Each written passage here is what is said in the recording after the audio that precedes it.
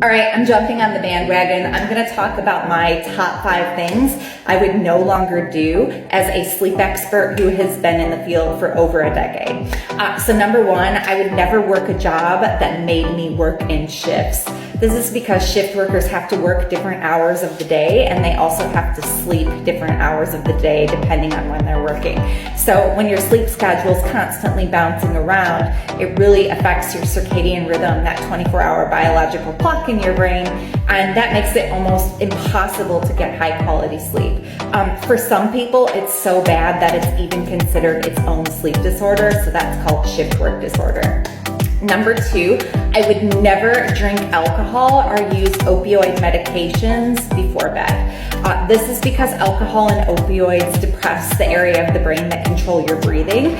So when you take these medications or you drink a lot of alcohol before you sleep, your breathing rate is going to slow down, or you can stop breathing completely. Number 3, I would never let my pets sleep in bed with me. Believe it or not, this is one of the most common reasons people feel sleep deprived and feel like they aren't getting good quality sleep, because they let their animals sleep in their bed. The problem with this is animals don't necessarily sleep during the same hours that we do, so it's not uncommon for your cat to get up at 3 in the morning and start walking around and disturbing you. So kick the animals out of your room. Number 4, I would never exceed 5 milligrams of melatonin. Melatonin can come in really high doses. I've seen it up to 20 milligrams per dose, which is just outrageous.